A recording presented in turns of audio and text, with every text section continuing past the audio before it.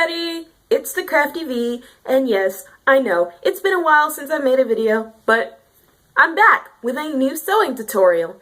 In this tutorial, I'm going to be teaching you guys how to make a clutch or wallet. Now, the clutch in this sewing tutorial that I'm going to be showing you how to make is small enough that it could easily be a wallet, but you can change it to whatever size you want. In this tutorial, I'm going to be showing you how to make the basic rectangular clutch with a button closure and a flap. But you can make a clutch with a zipper, like I have here. Now, this clutch is more of a square in shape and folds over, kind of like this. But either way, you can still do whatever you want, really. Heck, you can even make this in another shape if you don't want to do a basic rectangle. But anyway, enough rambling, let's get started. Now, the fabrics I'm using for this project are this nice starry fabric, and I have another fabric here in my project bag. I will be showing you that in another tutorial. Oh wait, that's not the right one. It must be in this project bag. Yes, it is. Okay. This is the other fabric I'm going to be using. It's a nice periwinkle colored fabric with all kinds of like ladybugs and caterpillars on it. I just thought it was cute. And it actually goes really well with this starry fabric. So, let's see. I went ahead off camera and sewed up the lining for this clutch.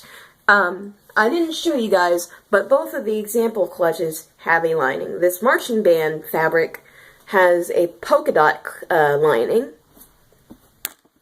And this green clutch, I threw it off screen, this has a nice blue checkered fabric for the lining. Kind of like the green fabric on the outside. I also posted this on Instagram. And also, if you guys want to follow me on Instagram, my username is GrowVG. I don't exactly know how to put links, but yeah. Anyway, let's get started. So, like I said, I sewed up the lining off camera using a nice white thread. I used a basic running stitch on on 3 of the 4 sides. I only left the top open, because that makes sense. But I did leave a gap here at the bottom so that when we are ready to flip it inside out, that's where I'm going to flip it inside out through. But yeah, that is the only difference between the lining and the exterior fabric. I'm using a running stitch on 3 of the 4 sides, and as for the exterior, I've already sewn the flap on using a running stitch as well. Now I'm using a black thread because that's what I had on hand. I forgot to put white thread in my stuff, so I'm just going with the black thread. I've got my needle here. It's already threaded, and the thread is already knotted, so I'm going to sew this last remaining side here. I'm going to poke the needle through. Actually, I'm going to do this. There it is. The needle is right there. And pull through. And you're just going to do actually, I'm using a running stitch, but you can really use any stitch that you want to use. You could use a back stitch if your pieces are kind of like mine, and you've only got one side trimmed, and you're sewing the other to it and then trimming it. But if you have both of your pieces trimmed, you can use a whip stitch or a blanket stitch. It really depends on what you're feeling. You could even machine sew this. I'm just hand stitching it because I started hand stitching it and I don't really like the looks of when you hand stitch one part of a project and then machine sew the rest. But yeah, I'm just hand stitching some running stitches along the side.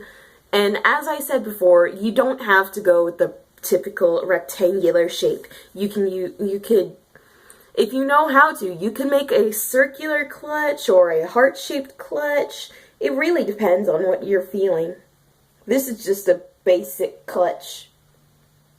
Or wallet if you want it to be small enough to be a wallet. Heck, you could even make a coin purse out of this if you're willing to sew that tiny.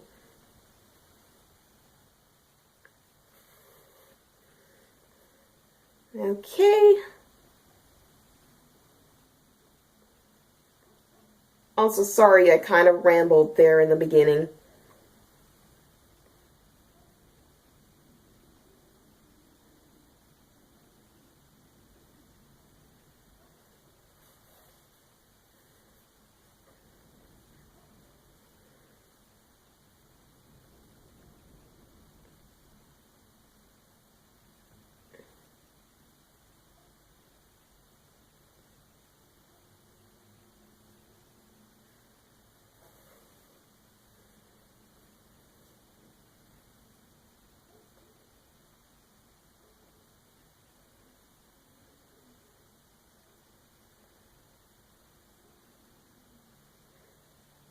I'm almost done sewing up this side of the clutch.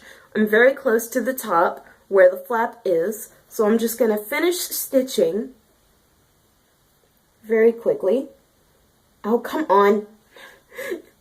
Careful, guys. The needle might run away from you. Okay. Couple more running stitches. I'd say, what, 10? Okay, never mind. That's a little more than 10. Because that's 8 right there on the needle. Also, I want to note that the way I'm doing running stitches, I'm poking the needle through the fabric, but not all the way. I'm only doing the tip of the needle, and then I'm going to flick the needle back up and poke it through, and just kind of gather the fabric onto the needle like that. Don't gather too much. You don't want to have to, like, struggle to pull the needle out.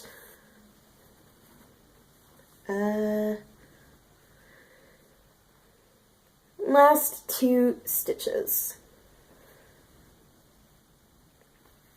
There we go. Now I'm going to tie this off.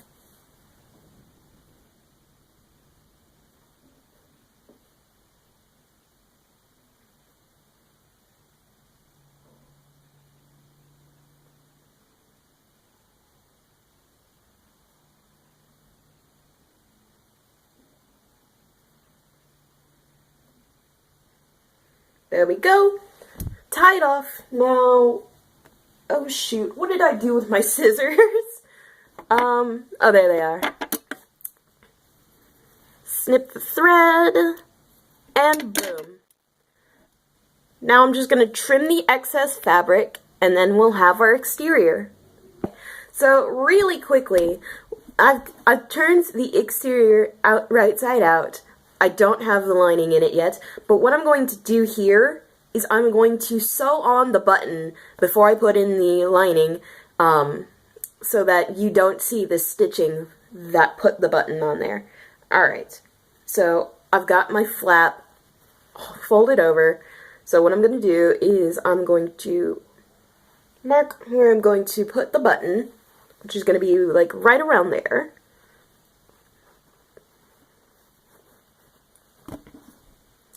So I've got my finger on where I want the button to be.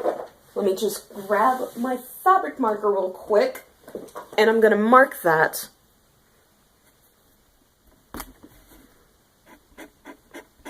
You can't see it too well, but it's there. If you want to see it a little better, you can use fabric chalk if you're using a material that is very similar to the color of your fabric marker. But anyway, I've got where I want the button to be, so hold on real quick. Had to adjust my camera. My phone was sitting on my button box. Now, I actually inherited this from a neighbor that we used to know. She was nice. She really was. But anyway, so I'm going to be using this button. It's a very nice button. It goes very well with the fabric.